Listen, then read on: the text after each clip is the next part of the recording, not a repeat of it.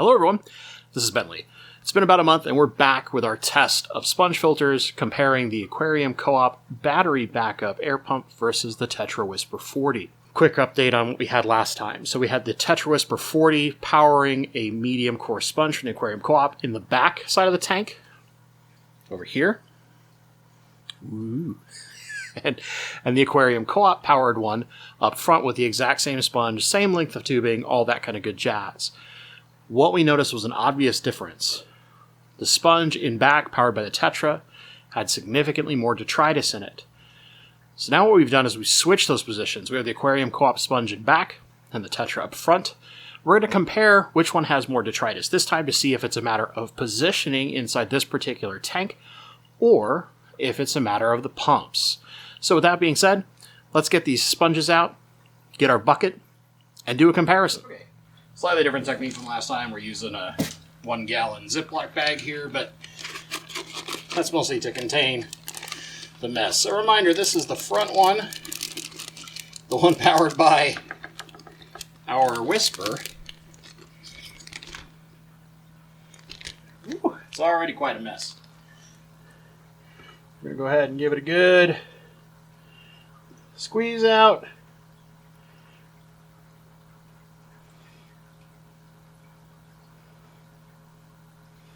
See what we got here.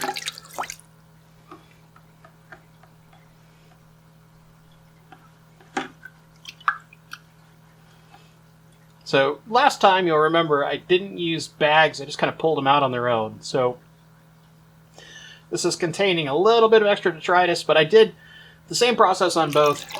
So it should be roughly even. Just looking at this, that's pretty cleaned out visually.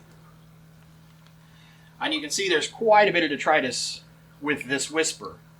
So let's get this back in the tank, clean out the bucket, and check out the Aquarium Co-Op sponge.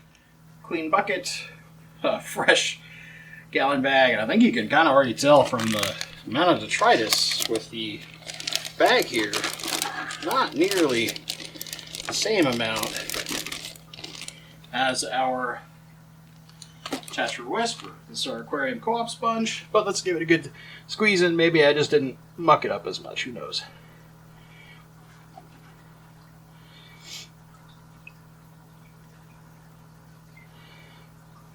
I think you can probably tell already, just significantly less detritus in the same type of sponge powered by the Aquarium Co-Op filter.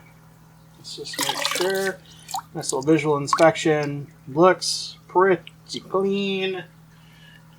So there we go.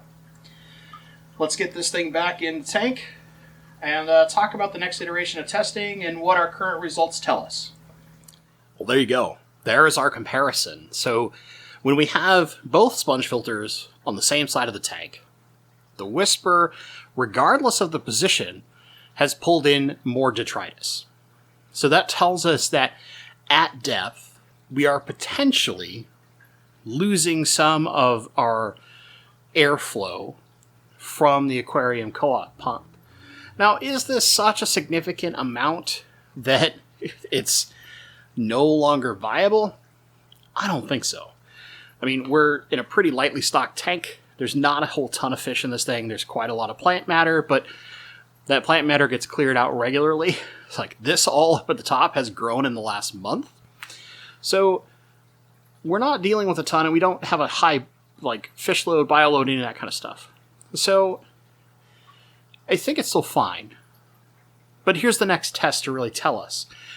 To minimize interference by being on the same side of the tank, what we're going to do now for the next month is we're going to separate the filters, one on each side of the tank in roughly the same position, which will be basically toward the back of the tank. That should tell us now, a little more empirically, if we make sure they're not on the same side, we'll have, in theory, slightly different flow inside the tank. We should see either a more balanced load or definitively prove that at depth, we're not getting quite as much airflow powering a sponge filter through a Zis, Airstone, all those kind of things with the Aquarium Co-Op pump as we are compared to a Tetra Whisper 40. Now let's keep in mind, that's a Whisper 40. It's designed for a 40-gallon tank.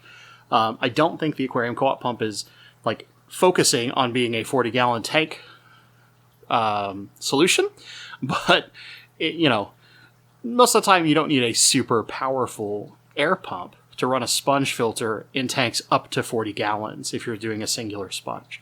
You don't have to go too crazy. So with that being said, I would like to hear from you guys.